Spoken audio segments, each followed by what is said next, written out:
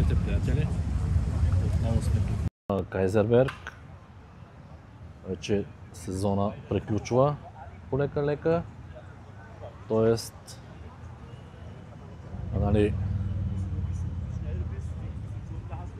до края на месеца долу-горе.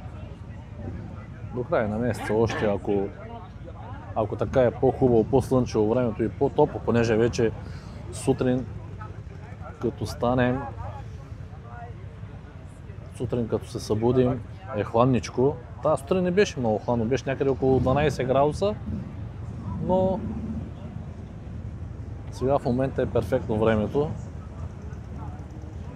Но както казах, сезонът приключва вече полека-лека и тук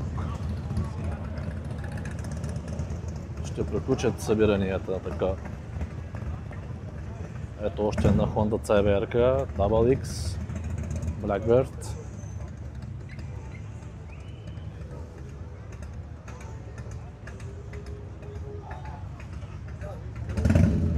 Така че да се призная, аз всяка неделя съм тук, идвам тук, пия си кафенцето, ето отсреща е кафенце, закуски има, наденички, обрустове, нали? Това е на немското. И ето едно Харлейче, много ме кефи мене специално.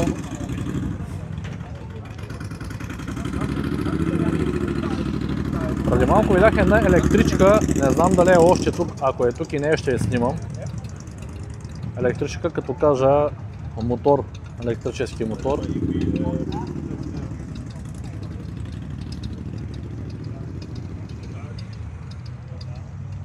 Ето тук има най-различни моторчета. Тук всичко мога да видите между другото.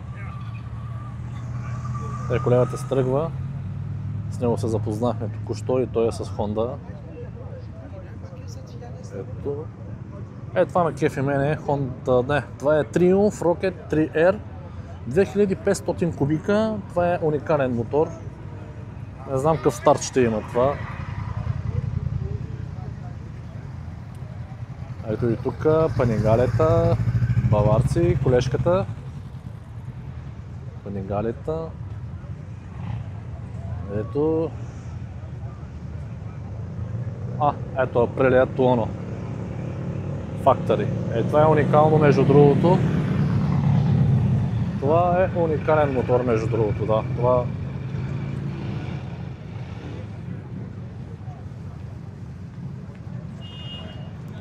Ето едно ретро Урал.